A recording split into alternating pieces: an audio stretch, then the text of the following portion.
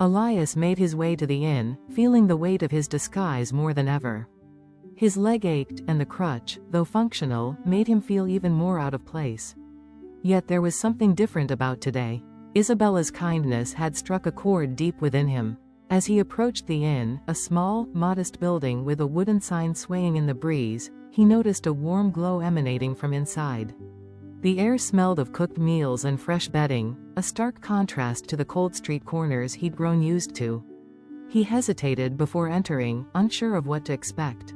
His pride was a strange thing to wrestle with. Despite his lowly state, he still held onto the remnants of his royal identity. It was a tough habit to break, especially now that he was pretending to be someone else. The door creaked as he pushed it open, and a bell chimed overhead. Inside, a few patrons sat at wooden tables, chatting over simple meals, while a fire crackled in the hearth. At the counter stood a middle-aged man with graying hair and a broad smile.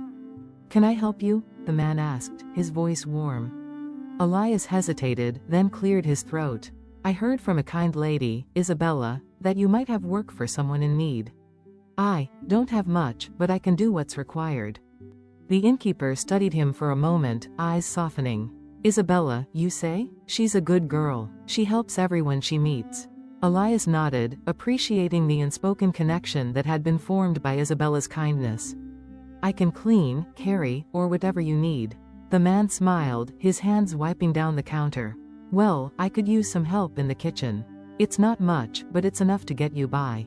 Come along and I'll show you." As Elias worked alongside the innkeeper, chopping vegetables and stirring the pot, a sense of peace settled over him. It wasn't the grand life of a prince, but it felt honest. He had no title here. He had no wealth. He had only his hands, his willingness, and his heart, and that, for now, seemed enough. By the time evening came, the inn was bustling with customers. Elias served the food, keeping his head low, careful not to draw attention. Yet every now and then, a glance from Isabella caught his eye. She had returned to the bakery after her earlier shift, but she had stopped by to see how he was faring. Her smile, though fleeting, warmed him more than any royal luxury ever had. Later that night, after the last guest had left and the fire had dimmed, Elias sat alone in the small corner of the inn's common room. His mind raced with thoughts of Isabella, her kindness, her gentleness, and the warmth that seemed to radiate from her. But he knew this was only the beginning. Would she still see him as Elias the beggar tomorrow?